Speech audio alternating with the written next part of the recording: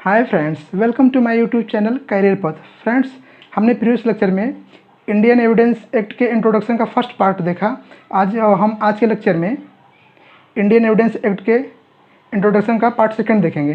Friends, आज हम देखने वाले हैं कि इंडियन एविडेंस एक्ट 1872 में कितने पार्ट्स हैं, कितने चैप्टर्स हैं और कितने सेक्शंस हैं। फ्रेंड्स, ये इंपॉर्टेंट है क्योंकि जुडिशियल कॉम्पिटिटिव एग्जाम में हमने बहुत जगह ऐसा देखा है कि चैप्टर और सेक्शन पे क्वेश्चन बनते हैं कि पर्टिकुलर प्रोविज़न जो है इस एक्ट के कौन से सेक्शन में है या कौन से चैप्टर में है।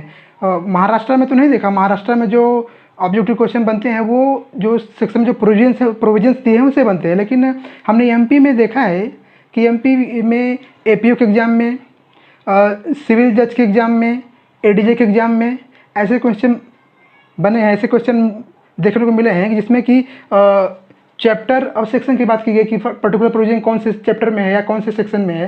तो सो फ्रेंड्स, अगर ये लेक्चर आप देखोगे तो आपका ये जो है इंडियन एविडेंस एक्ट के कौन से चैप्टर में कौन सा प्रोविज़न है वो आपको इजीली समझ में आ जाएगा और ध्यान से देखोगे तो आपको वो याद भी हो जाएगा। सो फ्रेंड्स, जो है इंडियन एविडेंस एक्ट में 3 पार्ट्स, 11 चैप्टर्स एंड 167 सेक्शंस हैं। तो अगर हम पार्ट्स की बात करें फ्रेंड्स, तो ये जो है 3 पार्ट्स कौन कौन से हैं। फर्स्ट पार्ट जो है वो डील करता है रिलेवेंसी ऑफ फैक्ट्स। किसकी बात करता है? Relevancy of facts. कौन से फैक्ट रिलेवेंट हैं, ठीक है, वो पार्ट फर्स्ट उससे डील करता है।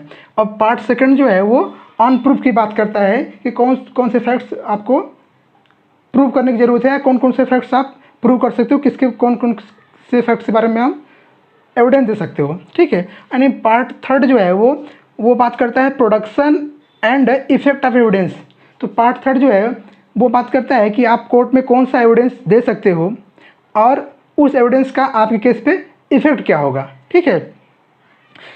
फ्रेंड्स, पार्ट फर्स्ट में जो है 2 चैप्टर हैं, ठीक है। पार्ट सेकंड में कितने हैं? 4 चैप्टर हैं और पार्ट थर्ड में 5 चैप्टर, मतलब 5 चैप्टर, 5 और 9 और 2 11, टोटल कितने हो गए? 11 चैप्टर्स हैं, ठीक है। सो फ्रेंड्स, अब हम पार्ट फर्स्ट देखते हैं। पार्ट फर्स्ट में जो है 2 चैप्टर हैं। फर्स्ट चैप्टर जो है वो प्रिलिमिनरी है। तो प्रिलिमिनरी जो है सेक्शन 1 to 4 जो है वो प्रिलिमिनरी सेक्शन है। इसमें जो है एक्ट का इनेक्टमेंट, उसका एक्सटेंट कहाँ तक है उसके बारे में, और उसमें जो डेफिनेशन दिए हैं वर्ड्स के उसके बारे में डील करता है प्रिलिमिनरी सेक्शन। और चैप्टर सेकंड जो है वो बात करता है रिलेवेंसी ऑफ फैक्ट की, कौन कौन से फैक्ट रिलेवेंट है। Section 5 of Indian Evidence act बोलता है कि आप सिर्फ फैक्ट इन इशू और रिलेवेंट फैक्ट के बारे में ही क्या कर सकते, एविडेंस दे सकते हो। तो वो कौन कौन से फैक्ट रिलेवेंट हैं जिसके बारे में आप एविडेंस लीड कर सकते हो, एविडेंस दे सकते हो, वो सब फैक्ट्स, वो सब जो फैक्ट्स किसमें दिए गए हैं, वो दिए गए हैं रिलेवेंसी ऑफ फैक्ट्स में। उनका सेक्शन वो सेक्शन 5 to 55, कौन कौन से फैक्ट रिलेवेंट है जिसके बारे में आप एविडेंस लीड कर सकते हो, वो सेक्शन 5 to 55 में दिए गए हैं। अब फ्रेंड्स, हम बात करेंगे पार्ट सेकेंड की। फ्रेंड्स, पार्ट सेकेंड जो है वो बात करता है प्रूफ की, ठीक है। पार्ट सेकेंड में कितने? 4 चैप्टर हैं। Chapter number 3, 4, 5 and 6। चैप्टर जो थर्ड बात करता है वो facts which need not be proved. ऐसे फैक्ट जिनको प्रूव करने की ज़रूरत नहीं है। ऐसे कौन कौन से फैक्ट हैं? ऐसे 2 फैक्ट हैं। कौन से? Fact judicially noticeable need not be proved और fact admitted need not be proved. जो फैक्ट जुडिशली नोटिसेबल हैं या जो फैक्ट एडमिटेड हैं, उन फैक्ट्स को छोड़ के उसके अलावा जितने भी फैक्ट्स रहेंगे उनको प्रूव करने की ज़रूरत पड़ती है। तो ये किस में दिया है? सेक्शन 56 to 58, 56, 57 और 58, ठीक है। फ्रेंड्स, अभी जो फैक्ट्स एडमिटेड हैं या जुडिशली नोटिसेबल है उनको प्रूव करने की जरूरत नहीं है, लेकिन उसके अलावा जो फैक्ट्स वो प्रूव करने की ज़रूरत है। जो फैक्ट्स प्रूव करने की जरूरत है उसको कैसे प्रूव करेंगे? By oral evidence. तो चैप्टर जो है 4 बात करता है ओरल एविडेंस की, ठीक है। तो ओरल एविडेंस जो है दिया है, oral evidence must be direct. Oral evidence जो प्रोविजन है दिया है किसमें? सेक्शन 59 एंड 60 में, ठीक है। तो हम जो फैक्ट हमको प्रूव करने की जरूरत पड़ेगी उसको हम कैसे प्रूव करेंगे? ओरल एविडेंस द्वारा और डॉक्यूमेंट्री एविडेंस द्वारा। चैप्टर जो 4 है वो ओरल एविडेंस की बात करता है और चैप्टर 5 आपके डॉक्यूमेंट्री एविडेंस की बात करता है। डॉक्यूमेंट्री एविडेंस में आपका पब्लिक डॉक्यूमेंट, प्राइवेट डॉक्यूमेंट और बहुत सारे से प्रोविजंस हैं, वो हम आगे देखेंगे। तो जो चैप्टर 5 है उसमें कौन कौन सेक्शन, सेक्शन 61 से लेके 90A, ठीक है, ये डील करता है डॉक्यूमेंट्री एविडेंस से। और फ्रेंड्स सेक्शन चैप्टर जो 6 है वो बात करता है the exclusion of oral by documentary evidence.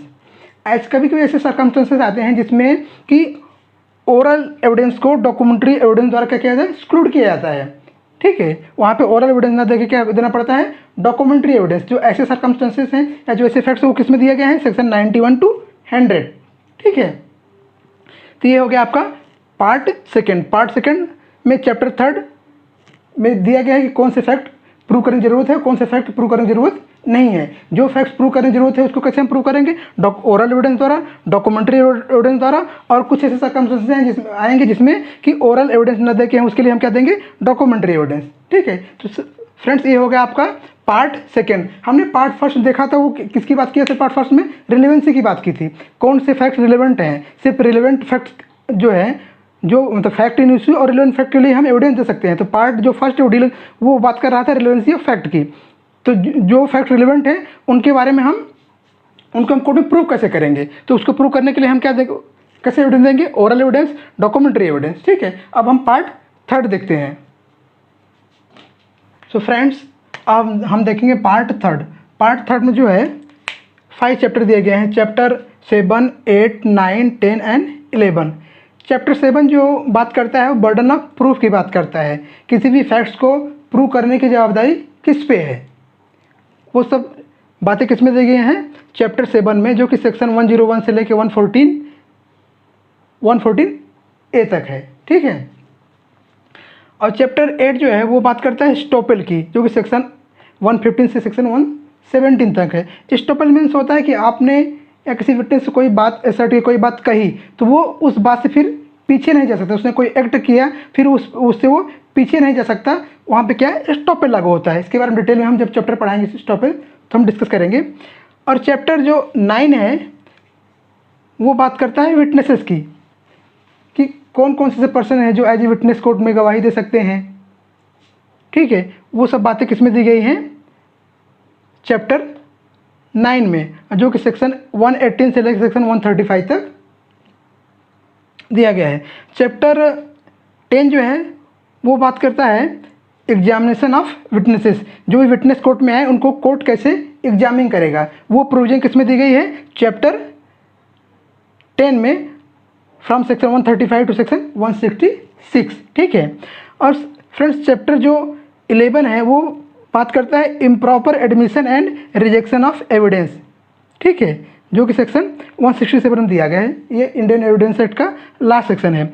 Improper admission and rejection of evidence, suppose court ने कोई एविडेंस क्या कर लिया, इम्प्रॉपरली क्या कर लिया है, एडमिट कर लिया है, ठीक है, या कोई एविडेंस जो कि रिलेवेंट था, प्रॉपर था, उसको कोर्ट ने क्या कर दिया है, रिजेक्ट कर दिया है, तो उसका जो है क्या फ़र्क पड़ने वाला है केस पे, ये बातें किस में दी गई हैं, चैप्टर 11 में। सो फ्रेंड्स हमने देखा कि इंडियन एविडेंस एक्ट में 3 पार्ट्स हैं, 11 चैप्टर्स, 167 सेक्शंस।